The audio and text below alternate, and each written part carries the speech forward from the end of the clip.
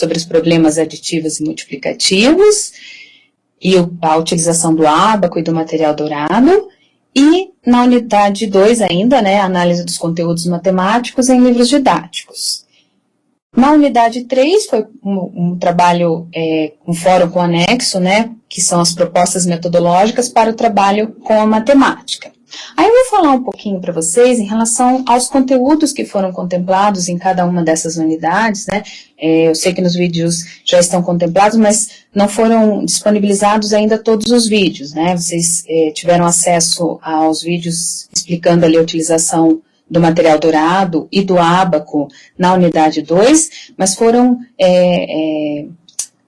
gravados mais 2 vídeos para a unidade 1 e um vídeo para a unidade 3, tá? Então, acredito que, assim, para vocês retomarem os estudos depois, até para avaliação, vocês já vão ter acesso a esses vídeos, tá?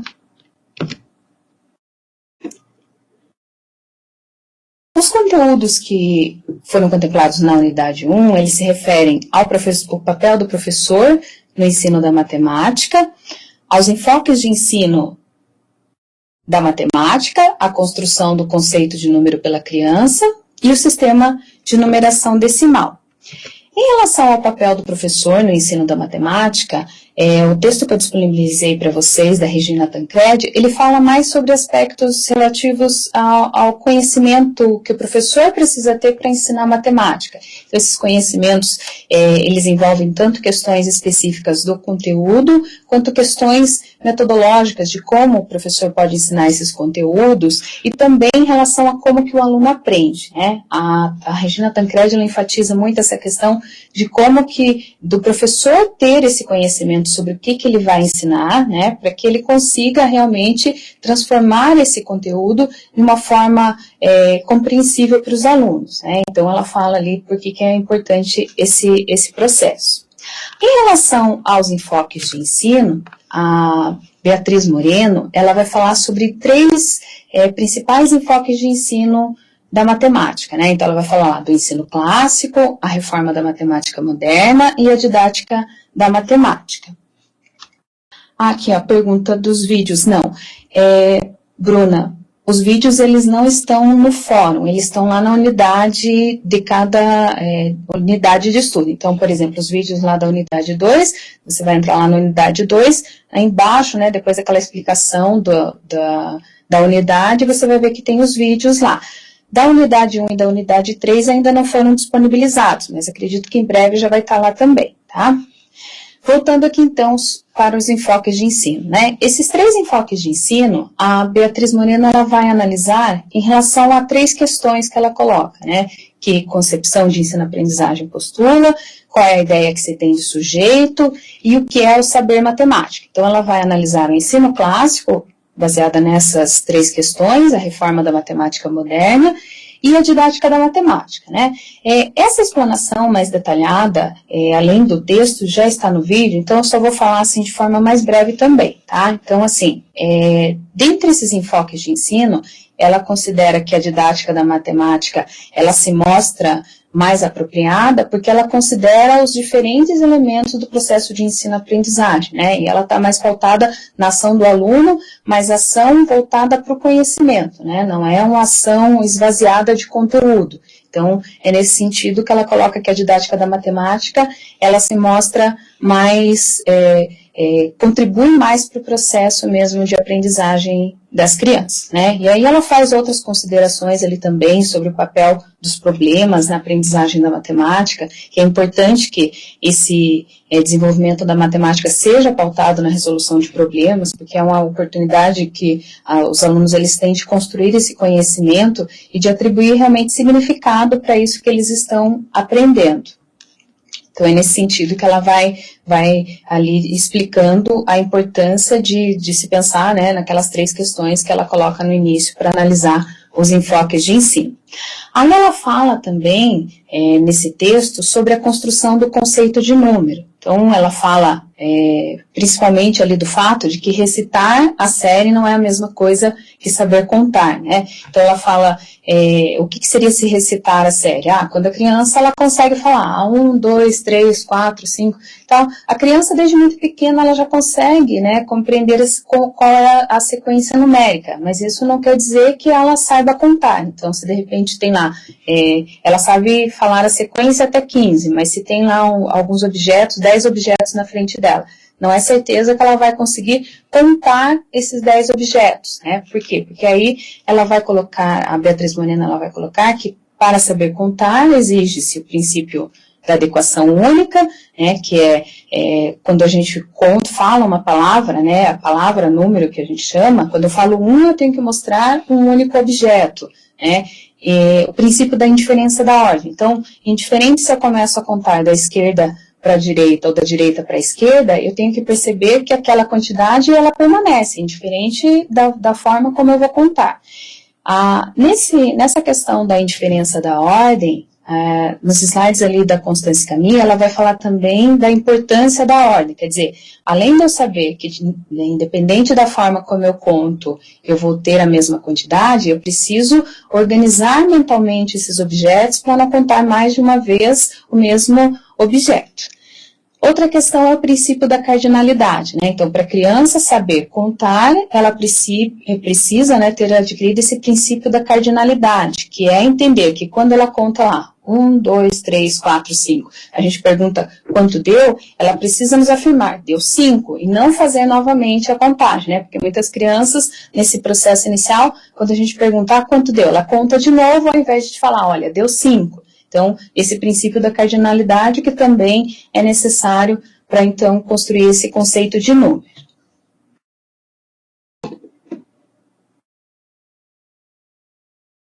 Isso. Bom, acho que aqui alguns ainda estão com problema no áudio, mas talvez seja da internet também, né? Que alguns estão ouvindo tudo certinho. Aí outra questão que a Beatriz Moreno coloca em relação ao trabalho com os números é sobre as diferentes funções que eles exercem, né? Então ela fala sobre o número como memória da quantidade, como memória da posição, como códigos para expressar grandezas. Então essas são as diferentes situações que os números aparecem no cotidiano e que também são importantes para a criança compreender. Então, por exemplo, como memória da quantidade. Quando a gente conta os alunos da turma, que é uma situação bem comum. Nesse caso, quando eu falo lá, deu 23 alunos. Esse 23, ele corresponde à quantidade de alunos que havia nessa turma, né? Aí, em relação à memória da posição, então, por exemplo, eu digo que um prédio tem 30 andares e eu estou no 23º andar. Eu preciso saber me localizar que o 23º ele está depois do 22º, que ele está antes do 24º e assim por diante. Então, é mais como a memória da posição. Então, é nesse sentido que ela coloca essa função do número. Outra situação é o número como código.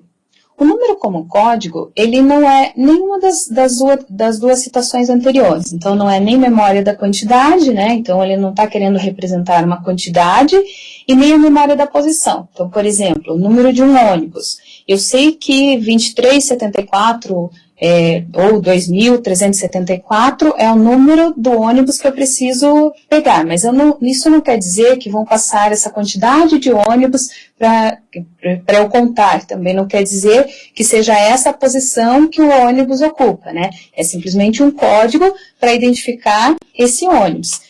Números de telefones, também é a mesma situação, né? Quando a gente grava o número de um telefone, isso é uma forma de identificar aquele número de telefone, não necessariamente a quantidade ou a posição. E aí, para expressar grandezas, é quando ele vem acompanhado de uma unidade de medida, né? Quilo, enfim, centímetros, metros, mais nesse sentido, tá? Bom.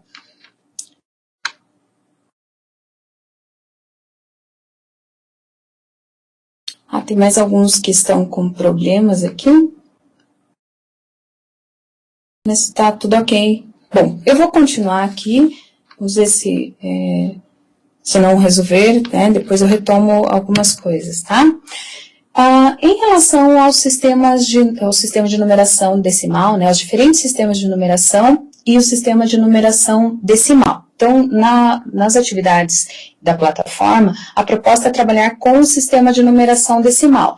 Mas é interessante a gente pensar o porquê que o nosso sistema, qual que é a particularidade do nosso sistema de numeração, né? Então, se a gente for observar os diferentes sistemas de numeração que a humanidade foi criando ao longo dos anos, nós podemos ver ali como exemplo o sistema de numeração egípcio, né? Então, foram criados 7 símbolos para representar esses números e essa particularidade do sistema de numeração egípcio é que esses símbolos não importava a ordem que eles eram apresentados. Então, ali na figura, nós podemos observar que não importa a posição que eram representados esses números, eles iriam representar o mesmo valor. Então, ali na figura, nós podemos ver que aquele símbolo representa o 10, né? Então, o 10 4 vezes, 40, e aí o 1 representado 5 vezes, que é o 45. E cada um ali, né, da figura está representando o 45, só que eles estão representando em posições diferentes. E todos eles estão representando corretamente, né? Utilizando o sistema de numeração egípcio, eles estão representando corretamente. Por quê? Porque no sistema de numeração egípcio, a ordem não era um dos fatores na formação do número, né? Mas o agrupamento nesse sistema de numeração, assim como o nosso, também era de 10 em 10. Então, vejam lá, a cada 10 símbolos que representam 1, se trocava pelo símbolo que representa o 10. A cada 10 símbolos que representam 10, trocava por um de 100, e assim por diante, né? Então, ele também é decimal, mas não é posicional, como é o nosso sistema de numeração. Essa característica é bem importante, porque nesse sistema de numeração egípcio, por exemplo, seriam necessários criar infinitos símbolos, porque se a gente for continuar com esse agrupamento de 10 em 10, né? Então, ali no caso de 1 milhão, quando eu tenho 10 milhões, não tem outro símbolo para ser trocado, então eu teria que criar um novo símbolo. E já com o nosso sistema de numeração, isso não é necessário, né? Nós vamos, utilizando apenas aqueles 10 símbolos que foram criados, nós conseguimos representar todos os números possíveis, né? Outro sistema de numeração aqui que eu trouxe para vocês como exemplo é o sistema de numeração romano. Então, ali, ao invés de criar novos símbolos, né, os romanos utilizaram as letras do alfabeto. Então, eles utilizam ali 7 letras e cada uma dessas letras representa um valor. E aí, para representar valores, né, maiores do que 3.000, eles acharam uma solução que seria colocar um traço horizontal em cima do número, né, que esse traço estaria multiplicando esse número por 1.000. Né? E aí tem algumas regras de formação desse sistema de numeração, né, que, por exemplo, não posso repetir mais do que 3 vezes, se a gente coloca um número menor antes de um número maior, subtrai, se eu coloco depois, soma, né, e assim por diante. Mas por que eu trouxe aqui esses 2 exemplos de sistema de numeração? Eu também pelo fato de eu não ter contemplado essas questões aqui no vídeo, mas para a gente pensar um pouquinho por que eles foram superados, por que não é predominante, por exemplo, o sistema de numeração romano, que até hoje nós utilizamos, né, em capítulos de livros, nomes de reis, papas, ainda se utiliza, mas ele não é predominante. E por que isso acontece, né? Por que o nosso sistema de numeração, que nós falamos sistema de numeração indo-arábico, ou sistema de numeração decimal, ele é predominante? Porque no caso do romano, né, se a gente for pensar, uma das limitações dele seria para trabalhar com os algoritmos. Né? Pensem como que a gente conseguiria fazer a representação do algoritmo, fazer a soma, a adição, a subtração, a multiplicação, a divisão, com esse sistema de numeração. Ele complica um pouquinho mais, né? E já com o nosso sistema de numeração, isso se torna mais fácil.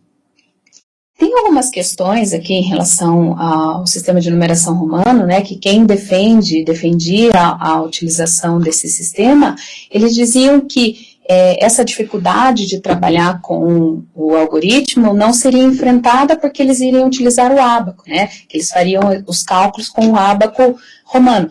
Isso quer dizer que não enfrentariam esse problema de trabalhar com o algoritmo.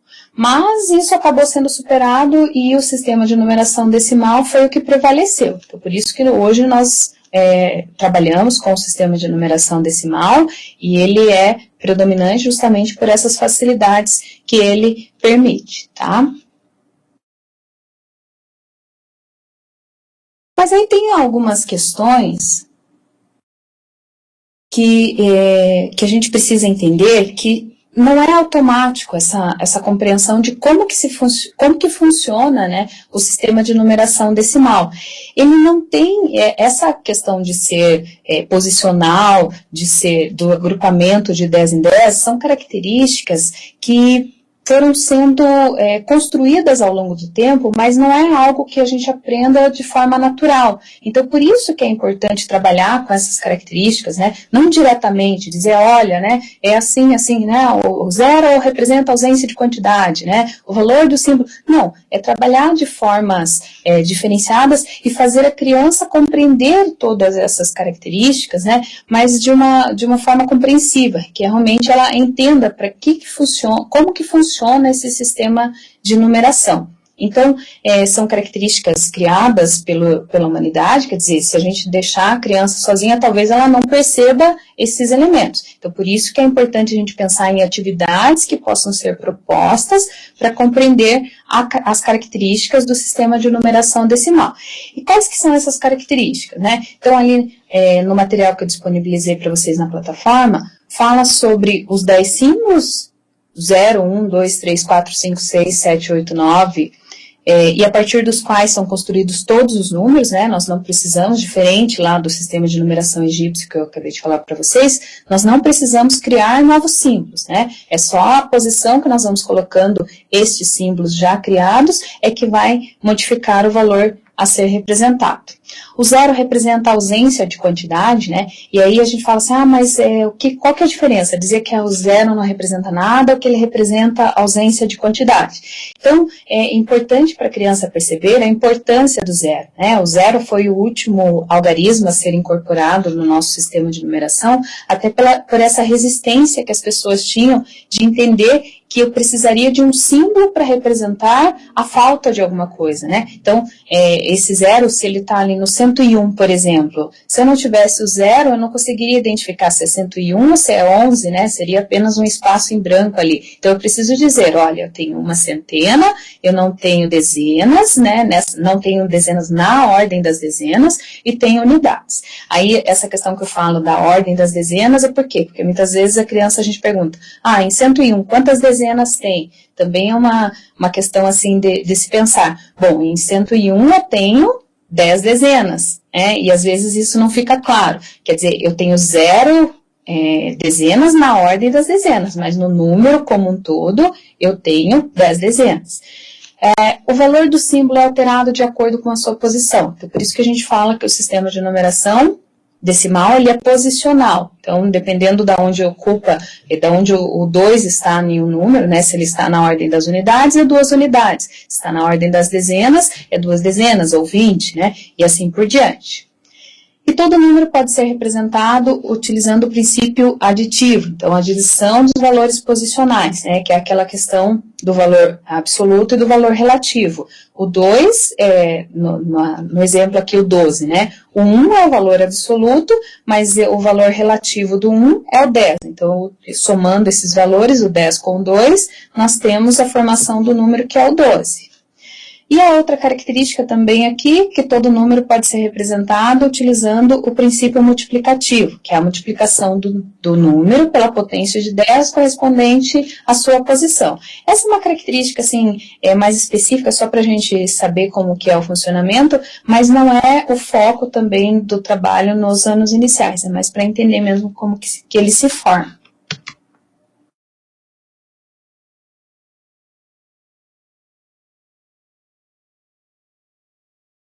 Então, como eu falei para vocês, o sistema de numeração decimal não é um conhecimento que a criança ela vai conseguir desenvolver por si própria, né? Então, por isso que nós, enquanto professores, precisamos pensar em situações que nós podemos criar para que essas crianças elas vivenciem, né, jogos e outras atividades que permitam trabalhar com as características do sistema de numeração decimal, principalmente o fato de ser posicional e dos agrupamentos de 10 em 10. Aí algumas sugestões, a Beatriz Moreno no texto também coloca algumas sugestões, né, e eu pedi para vocês também fazerem esse levantamento de atividades, mas entre essas atividades estão os quadros numéricos, jogos com agrupamentos e desagrupamentos, como no K10, ganha 100 primeiro, perde 100, etc., dentre outras atividades que vão relacionar o número à quantidade, o numeral, perdão, à quantidade, e evidencie os diferentes valores que os algarismos podem assumir, dependendo da posição que ocupam e que permitem agrupamentos e desagrupamentos na base 10, né? Aí aqui, quando eu falei, né, o numeral, número, essa diferenciação também é interessante, porque quando a gente fala em número, normalmente nós estamos associando o número ao conceito de número, né? Então, quando a gente pensa lá no 7, a gente está pensando em alguma coisa, todo mundo remete a alguma coisa porque nós já aprendemos o que é o 7, né? A gente já conseguiu construir esse conceito na nossa cabeça. Mas quando a gente faz a representação numérica do 7, nós estamos fazendo um numeral, né? Então, pra gente, enquanto professores, é interessante fazer essa diferenciação. As crianças vão chamar o numeral de número, né? Mas ali elas estão aprendendo, então não tem necessidade de frisar tanto essa questão, mas para nós é importante saber disso. Aí, como eu falei para vocês, o trabalho com o sistema de numeração decimal, ele vai possibilitar o desenvolvimento dos algoritmos, né? E esses algoritmos, para não ficar assim um trabalho mecânico, eu pedi para vocês fazerem eles em relação aos problemas aditivos e multiplicativos, né? E quais seriam esses problemas? Então, no campo conceitual aditivo, né, vocês viram ali que tem 3 tipos de problemas. Problemas de composição, problemas de transformação e de comparação.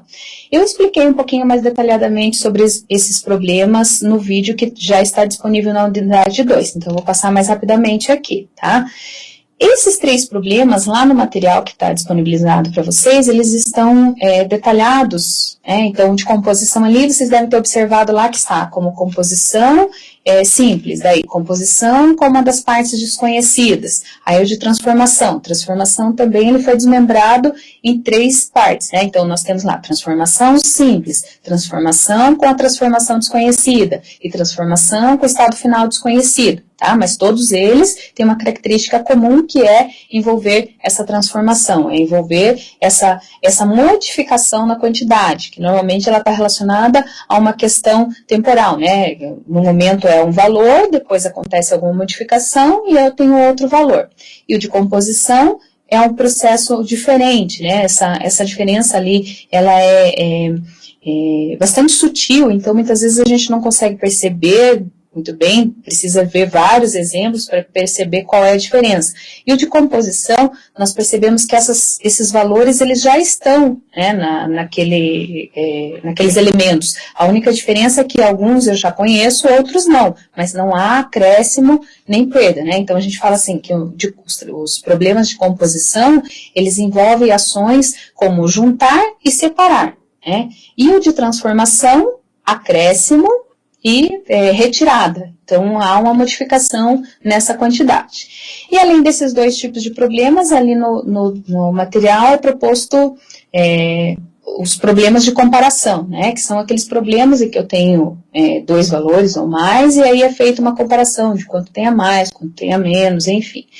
Nesse material disponibilizado na plataforma, são apenas alguns dos problemas aditivos. Ali ainda não são contemplados todos os problemas aditivos que são estudados por Vernon, né? Mas ali já dá para a gente ter uma ideia de como que, ao elaborar um problema, o professor ele também pode solicitar raciocínio diferente da criança, né? E se a gente não conhece essa diferença, que por mínima que seja, ela exige um raciocínio diferente, o professor pode acabar pedindo sempre problemas com uma mesma característica, né? Que não é o ideal, né? De repente a criança ela tem facilidade com um tipo de problema, mas aí você propõe um outro tipo de problema, você vai percebendo que aquele outro ela já não tem tanta facilidade assim. Então, de repente, é preciso ali um trabalho mais sistematizado para que ela comece a compreender o que está acontecendo, como que se resolve, né, esse outro tipo de problema.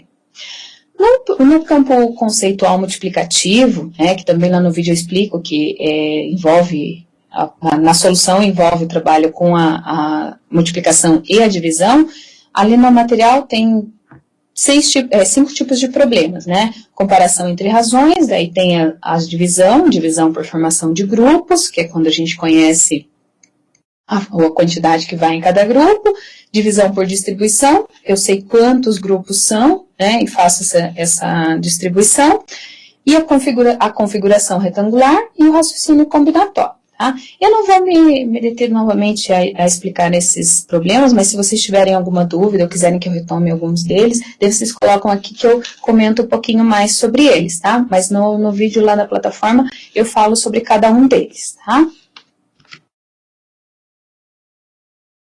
Como eu comentei com vocês, os algoritmos, eles estão associados aí, no caso das atividades, a esses tipos de problemas. Por que é importante pensar nessa contextualização? Justamente para que o algoritmo, que é um trabalho assim bem formal, vamos dizer, né, na matemática, ele não fique um arma efetue, né? Para que eu faço essas contas? E isso também vai fazer com que a criança, ao resolver esses problemas, elas percebam em que caso ela vai utilizar uma adição, em que caso ela vai utilizar multiplicação, divisão, e assim por diante, né? Porque o que a gente vê que é mais comum acontecer quando as crianças estão aí nessa faixa etária, né, de 8, 9 anos, eles sabem muitas vezes resolver uma adição, fazer um algoritmo da adição, da multiplicação, mas eles não sabem qual é a operação que eles vão utilizar quando vão resolver um problema. Aí eles perguntam lá para o professor, né, professor ou professora, é de mais ou é de menos, né? E aí é justamente pensando nisso que nós precisamos sempre estar trabalhando com problemas e colocar e fazer eles exercitarem esse pensamento. Porque quando o professor fala, né, a criança pergunta, é de mais ou é de menos? O professor fala, é de mais. Pronto, né? A única coisa que a criança precisa saber fazer é o algoritmo. O problema em si, ele já foi eliminado, né? Então é uma coisa para a gente pensar. Aí, em relação ao algoritmo da adição, essa é uma questão também que eu não frisei muito no vídeo, mas assim, quando a gente trabalha com o material manipulável, ali no caso o ábaco e o material dourado, a intenção é justamente que eles compreendam como que funciona o algoritmo, porque eles não vão poder trabalhar a vida toda com material manipulável, né? Porque com números maiores, esse trabalho vai ficando mais dificultoso, é mais difícil de você trabalhar com grande quantidade de material. Mas o importante nesse processo é que eles compreendam o que está acontecendo, o que é aquele vai né? E isso a gente pode perceber na manipulação do material. Então aqui o algoritmo dominante para adição, que ele é simples, mas envolve sua utilização, uma conjugação permanente de juntar e reagrupar. É justamente isso que a gente faz com o material, né? Então eu trouxe aqui um exemplo que já está lá para vocês também, né, na plataforma, mas o que acontece? Então nós temos lá 867 mais 453. Como que faz a soma? Então, primeiro a gente vai começar pelas unidades, né, que é isso que a gente trabalha lá com as crianças. Então tá, 7 mais 3, a gente coloca todas as pecinhas ali, no caso, numa haste, e aí o que acontece? Eu não posso deixar 10 unidades na ordem das unidades, então a gente faz o vai aqui no caso, né? Então a gente troca essas pecinhas que estão na unidade por uma na dezena, né? E aí vai fazendo esse processo ali.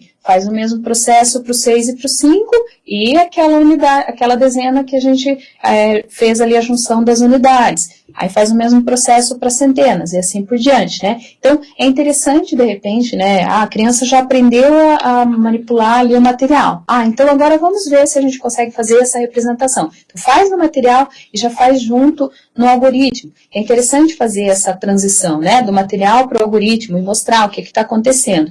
A representação do material também é importante. Então, veja, podemos pensar aqui em 3 processos diferentes, né? E cada um deles tem uma característica. Então, se a gente está trabalhando com material, a criança tem que aprender a trabalhar com material, aí quando ela se familiariza, tal, a gente pode ir para a representação do desenho, tá? Aqui desenhar o material é uma característica diferente, até a criança se familiarizar o que ela fez no material, como é que ela vai fazer a representação, e aí o algoritmo. Não precisa ser nessa ordem, de repente a gente pode fazer o processo inverso, né? Cada professor vai decidir aquilo que vai ser melhor, né? Como que as crianças compreendem melhor esse processo. Mas é interessante sempre fazer essa transição nesses 3 tipos de representação, justamente para compreender mesmo o que está acontecendo em cada uma dessas representações, tá?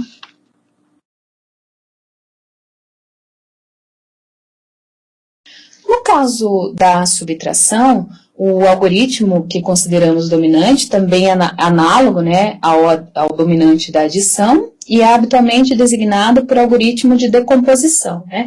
E aqui no algoritmo da subtração é que a gente percebe que vão surgir muitas dificuldades, talvez para as crianças, que elas não entendem muito bem o que elas fazem. Então, por exemplo, ali, quando a gente precisa fazer a subtração de 5 menos 6. Bom, eu não consigo tirar 6 de 5, né? Então, a gente fala para a criança, empresta, né? Que, na verdade, é uma troca que a gente faz ali. Então, eu pego uma dezena do 3 e faço uma troca por uma dezena e colocando junto ali com 5. Então, agora a gente fica com 15. Mas quando a criança ela não entende que eu estou fazendo uma troca, que eu peguei uma dezena, que essa dezena é 10, e que esses 10 eu coloquei junto com 5, que agora eu tenho 15, muitas crianças às vezes entendem que 5 com 1 é 6. Né? Então, eles somam essa quantidade, eles não vão representar isso, não vão entender isso como 15, eles vão entender isso como 6. Então, é interessante trabalhar, de repente, com o material para que eles percebam o que está acontecendo, por que eu coloquei ali junto. Porque aí, lá no material, o que nós fazemos? Nós fazemos uma troca, pegamos uma unidade, né, uma dezena, e transformamos em 10 unidades. Então, ali no material, a gente enxerga bem o que está acontecendo, por isso que dessas 10 unidades, mais as 5 que já estavam ali, eu tenho 15. Agora sim, né, de 15 é possível tirar 6. E aí vai fazendo o mesmo processo, daí para as dezenas e para as centenas, né. E aí, aqui uma questão que o Loureiro coloca, né, que neste algoritmo, de forma análoga ao da adição, recorre-se alternadamente às 2 ações matemáticas. Então, separar e reagrupar. A diferença é que o reagrupamento precede a separação na medida em que é necessário para cada ordem ter um número de unidades igual ou superior ao que vamos separar para poder fazer essa ação. Aí aqui eu fiz a representação, então, dessa operação com o material dourado, considerando como um número decimal, né? Que nós temos aqui a parte inteira da unidade e a parte decimal, que são os décimos e os centésimos. Então, a primeira coisa é representar o minuendo, que nesse caso aqui, 4 inteiros e 35 centésimos, né? Tem diferentes formas da gente fazer a leitura desse número, né? Comumente se fala 4,35, né? Mas outras formas, e a mais adequada, seria 4 inteiros e 35 centésimos. A gente sempre vai ler por a última ordem, né? Nesse caso aqui, os centésimos. Se terminar nos décimos, a gente fala décimos, se terminar no milésimo, a gente fala milésimos. Ou então separado, né? 4 inteiros, 3 décimos e 5 centésimos. Então, a única coisa que a gente representa, tanto no material manipulável quanto no desenho do material manipulável, é apenas o minuendo. Então, nesse caso aqui, 4,35. Foi isso que foi representado inicialmente. O 4, né? Deixa eu ver aqui se aparece não aparece o mouse. Bom, mas ali está representado. Então, 4 unidades, 3 décimos e 5 centésimos. Aí, para fazer a subtração, a gente começa do menor para o maior, aí tá, ali não tinha como tirar 6 de 5, foi feita a troca. Então, pegamos um décimo, trocamos por 10 centésimos. Tá ali. Depois está mostrando, o círculo ali mostrando qual é a retirada das 6 centésimos. Pronto, feito isso, a gente vai para os décimos, mesmo procedimento. Feito isso, vai para as unidades e assim por diante, né? E aí representa com números, né? É importante frisar isso, que a gente representa com números o resultado. E veja que a subtração, a gente não precisa de novas representações. Numa única representação do material, eu represento o minuendo, e nesse minuendo eu vou mostrando o que está sendo subtraído, né? O subtraendo, ele vai sendo representado nessa única representação. Então, isso é importante. E o resultado é representado com números, tá?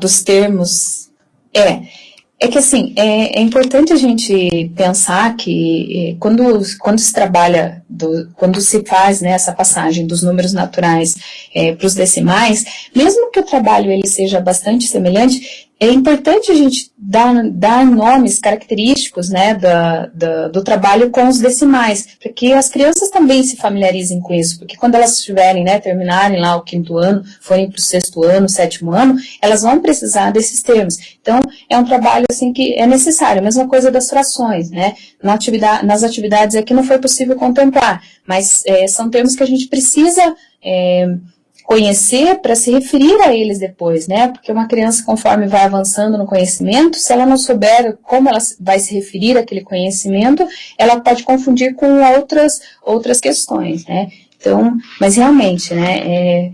Assim, são muitas informações. Bom, a Juliana está sem áudio.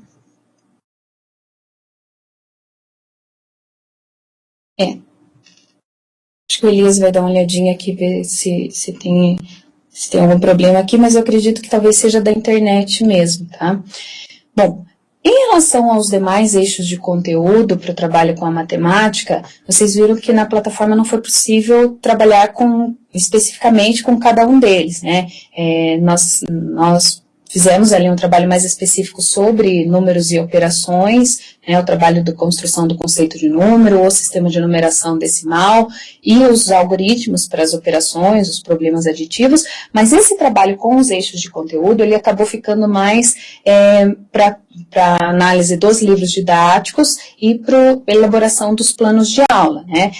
Até porque é uma disciplina assim, bastante condensada, vejam que são apenas 5 semanas e não caberia mais atividades, mais conteúdos nessas 5 semanas, né? Mas assim, é importante que vocês assistam os vídeos que foram disponibilizados ali, que falam um pouquinho sobre como que pode ser trabalhado com o tratamento da informação, com a geometria, com as grandezas e medidas, porque são conteúdos também fundamentais na compreensão da matemática pelas crianças, e assim, nós enquanto professores temos essa responsabilidade, né, de entender bem esses conteúdos para saber a melhor forma de trabalhar com eles em sala de aula. Então, os conteúdos dessa disciplina, eles acabaram se situando mais em relação ao eixo números e operações, tá? Aí, em relação... tá. O Elias já está conversando com Juliana aqui, que está com dificuldade, tá? Obrigada, Elias.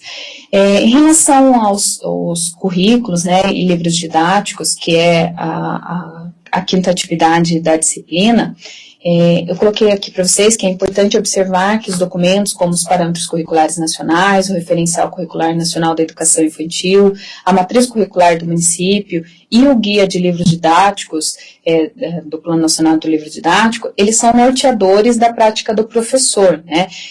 Como eu também já expliquei essa questão no vídeo, depois, assim que for disponibilizado, vocês vão ver que tem um pouco mais de detalhes, mas é para a gente pensar assim, como é que se estrutura os conteúdos da matemática, né? Assim como há em outras disciplinas, tem uma organização, tem uma sequência para se trabalhar com esses conteúdos, na matemática também tem, né? Mas essa proposta, por exemplo, dos parâmetros curriculares nacionais e do referencial curricular nacional para a educação infantil, eles são algumas orientações para o trabalho do professor, mas eles não são, vamos dizer assim,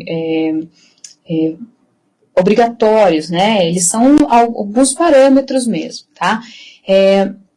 E esse guia dos livros didáticos, quem teve a oportunidade de olhar, ele está como material complementar, mas ali também tem algumas orientações como que o professor pode analisar esses livros didáticos, né, os livros didáticos que foram aprovados, né, quais as características desses livros, né, o que um bom livro ele precisa contemplar para o trabalho com a matemática. Então, é importante que o professor ele tenha conhecimento sobre esses materiais, mas assim, é fundamental também que o professor saiba utilizar o livro didático, que é algo que está bastante presente também nas salas de aulas, de uma forma crítica, que o professor tenha condições de perceber que ele não precisa precisa seguir fielmente tudo que é proposto nesse livro didático, que ele tem condições de analisar, né, aquilo que é mais pertinente para seus alunos, aquilo que ele considera que talvez precise de um maior aprofundamento, ou de repente, não contempla esse ou aquele conteúdo, mas que o professor considera que é necessário, então que ele faça essa análise. Então, foi pensando nisso também a atividade que foi proposta para vocês de analisar os livros didáticos. Então, se vocês escolheram lá um livro do terceiro ano, vocês vão olhar para cada eixo de conteúdo. O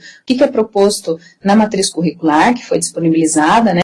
Nesse caso foi do município de Ponta Grossa, mas vocês podem pensar no mesmo trabalho, de repente, para o município de vocês, mas assim, era mais para fazer esse exercício, de observar lá, o que é proposto aqui nas diretrizes, mas aí, de repente, o nome não é o mesmo nome que está ali, mas aí vocês vão fazer esse exercício, esse daqui se refere a qual conteúdo, né? E aí dá uma olhadinha lá no livro, será que tem no livro? Será que isso é solicitado na matriz? Ou de repente tem na solicitação na matriz curricular, mas não é contemplado no livro?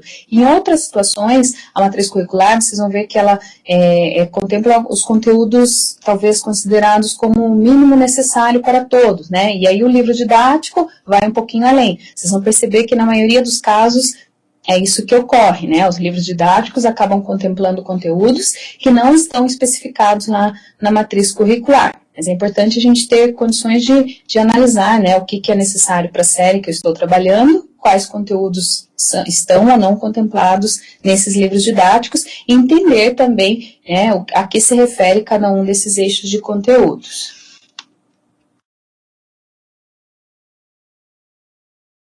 A última atividade 6 da unidade 3, ela se refere às propostas metodológicas para o trabalho com a matemática, né? Então, ali foi tomado como referência apenas as propostas que são apresentadas nos parâmetros curriculares nacionais, que eu também comento no vídeo com vocês, que embora ele seja, né, já tenha aí 20 anos, seja lá de 1997, 1998, é a referência que nós temos, né, a nível nacional de como que pode se estruturar o ensino da matemática. Aí nós temos orientações do Estado, orientações do município, que são mais recentes, mas, em nível nacional, seriam essas orientações. Então, mesmo essas orientações mais recentes, elas retomam alguns elementos aí do que é proposto nos parâmetros, né? E lá o que nós temos? Então, o principal foco seria a resolução de problemas, né? E, assim, uma das coisas que é importante frisar em relação à resolução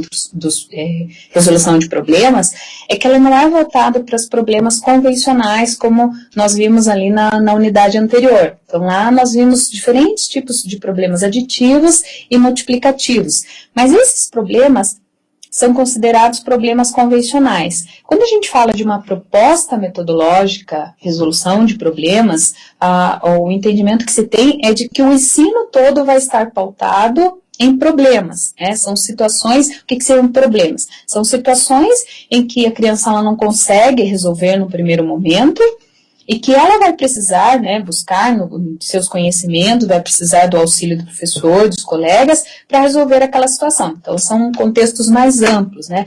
E, assim, a proposta é que em todos os conteúdos sejam contemplados, né, seja na geometria, na tratamento da informação, grandezas e medidas, todos eles pautados nessa resolução de problemas, né, levadas situações para a sala de aula que a criança precise realmente colocar o seu conhecimento em ação para resolver. A história da matemática, como proposta metodológica, ela é entendida também para qualquer conteúdo de ensino, né? Todos esses conteúdos que nós temos no currículo escolar hoje, eles tiveram uma constituição, em algum momento da história eles surgiram, né? E aí o foco aqui seria pensar nessa forma como surgiram esses conhecimentos, até para talvez despertar o interesse, por que nós precisamos de repente estudar fração, né? Da onde que veio a fração? Aí nós vemos que até os egípcios lá já utilizavam fração, eles já tinham uma representação para fração, né? E como que isso foi sendo aperfeiçoado até chegar à forma como é hoje. Então, nesse sentido aqui o trabalho com a história da matemática, que pode ser feito para praticamente todos os conteúdos da matemática. O trabalho com as tecnologias da informação, ele está voltado para questões tecnológicas, até o uso da calculadora, que é considerado como tecnologia, softwares, né, entre outros, que também permitem o trabalho com os conteúdos da matemática, mas de uma forma mais interativa, né? E aí aqui é o professor que vai pensar como que essas ferramentas podem contribuir no processo de ensino e aprendizagem, né? E jogos e brincadeiras, que como proposta metodológica também acredito que seja uma das mais conhecidas, uma das que mais os professores trabalham, né? E que também traz muitas contribuições para o processo de ensino-aprendizagem, dependendo da forma como o professor propõe, né? E aí, assim, é uma das coisas que eu acho importante reforçar é que precisam ser bem planejados. O professor precisa ter clareza de qual é o motivo que eu estou levando um jogo, né? Ele não pode ser simplesmente um passatempo, né? Ou então só para entreter as crianças, para gostarem da matemática. Na verdade, a intenção é justamente que as crianças se envolvam, que elas tenham interesse por aquela proposta, mas elas sempre têm um objetivo didático por trás daquilo, né? Então, é importante que seja feito um planejamento, assim, do que realmente o professor quer com essa proposta.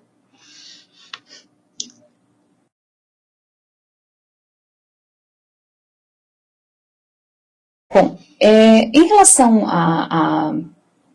a disciplina como um todo, como eu falei para vocês, era mais uma explanação breve mesmo, né? Nos livros, nas videoaulas, eu detalho um pouquinho mais os conteúdos. Então, eu vou para as perguntas aqui, que a Silvia colocou uma questão, então deixa eu só ver se consigo ler ela por inteiro aqui, mas não está aparecendo. Deixa eu ver. Agora sim.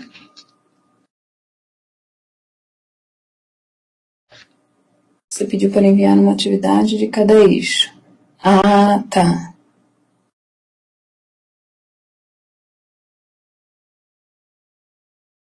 Ela não é suficiente para carregar as imagens, mesmo que a pasta seja zipada. Silvia, eu só não entendi se você coloca aqui que enviou apenas com a página do livro analisado. Então, você não enviou a foto da atividade, é isso? É porque até as professoras tutoras haviam comentado também realmente dessa dificuldade, né, de anexar as atividades por conta do tamanho. Ah, tá, a Elizabeth aqui está colocando que talvez em PDF, né? Isso. Eu até vou conversar na diagramação se existe essa possibilidade de ampliar, mas não sei, eu acho que não sei se é possível, talvez mesmo zipando ou algum outro procedimento em PDF, enfim, para enviar, porque realmente, por ter fotos, né, o arquivo ele acaba ficando um pouquinho maior. Eu vejo daí essa questão, se eu tiver alguma novidade, eu posto lá no fórum para vocês, tá? Vocês têm mais alguma dúvida que vocês queiram colocar em relação às atividades, né, ou alguma coisa que eu comentei aqui hoje, de repente, que não foi contemplado em algum momento, né? Fiquem à vontade para colocar. Uma questão também aqui, embora tenha essa dificuldade de carregar a disciplina, de carregar a atividade na plataforma, para análise do livro didático, não foi solicitado, mas eu acho que seria interessante, se vocês perceberem que é possível de acrescentar, naquele momento que vocês fazem ali a análise de cada uma dos conteúdos, de colocar uma digitalização do sumário do livro didático, né? Que aí também fica mais fácil para as professoras, tutoras se localizarem ali qual é o conteúdo que vocês estão se referindo, de repente vocês fazem referência a alguma dificuldade que tiveram, aí elas conseguem também ali observar qual é o conteúdo, tá? Bom, então, disponibilizo sim. Tá, eu vou ver ainda hoje aqui a questão da atividade, né, enfim, se tiver algum problema, de repente a gente vê como que pode fazer, mas eu aviso então vocês pela plataforma. Então, agradeço a presença de vocês, né, me coloco à disposição na plataforma, enfim, por mensagem, vocês podem entrar em contato, caso tenham alguma dúvida, e, enfim, se vocês tiverem alguma sugestão também, alguma questão, quiserem colocar, fiquem à vontade, tá? Vou estar à disposição. Obrigada, boa noite.